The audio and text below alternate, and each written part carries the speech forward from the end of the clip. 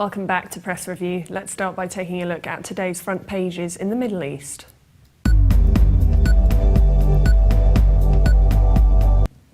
Starting with Saudi Arabia, the Arab News leads reporting that King Abdullah and Egyptian President Abdel Fattah al-Sisi held talks in Jeddah on major regional issues, including Cairo's efforts to achieve a permanent truce in Gaza and protect innocent Palestinians from Israeli aggression.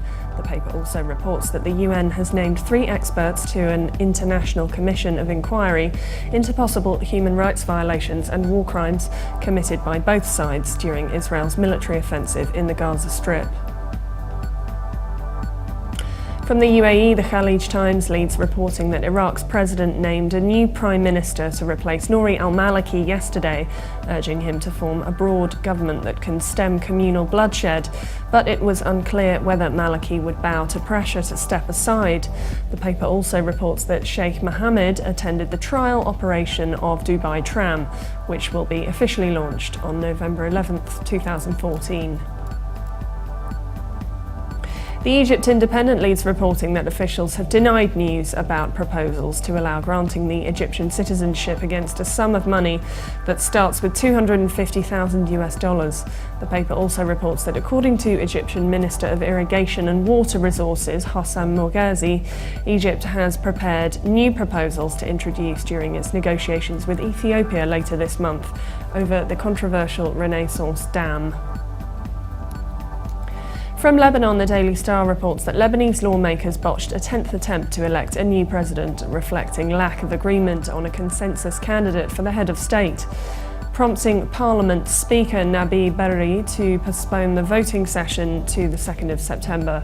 The paper also reports that Électricité du Levant contract workers stepped up their protest, staging a sit-in outside the Ministry of Water and Energy to denounce a decision giving full-time employment to only a portion of them. Now let's take a look at the top Middle East news from UK papers.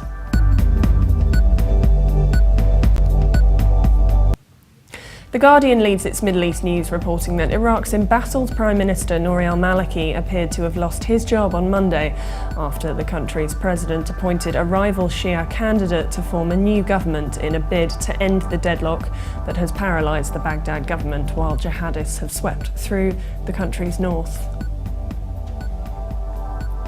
The Independent leads its Middle East news reporting that US Secretary of State John Kerry said an image showing the 7-year-old son of an Australian terrorist holding up the severed head of a Syrian soldier is one of the most disturbing, stomach-turning, grotesque photographs ever displayed. The Telegraph reports that Human Rights Watch has called for Egypt's top brass to be investigated over the killing of more than 1,000 mostly unarmed protesters in Cairo last year, acts which it says likely amounted to crimes against humanity. The paper says according to the rights group, the forced dispersal of East Cairo's sit-in was planned at the highest level with a blueprint that envisioned thousands of deaths. Now let's take a look at the top Middle East news in international papers.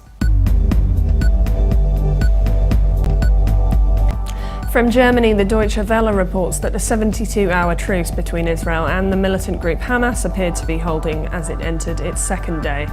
The paper adds that an Israeli delegation was expected to fly back to Cairo on Tuesday to continue the indirect negotiations being mediated by Egyptian officials.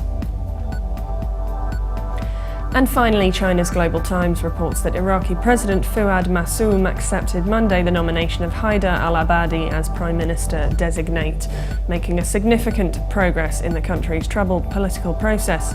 But the nomination angered the outgoing Prime Minister Nouri al-Maliki, who threatened to sue his opponents. For more updates, please visit levant.tv. Thanks for watching. Be sure to join us again tomorrow. Bye for now.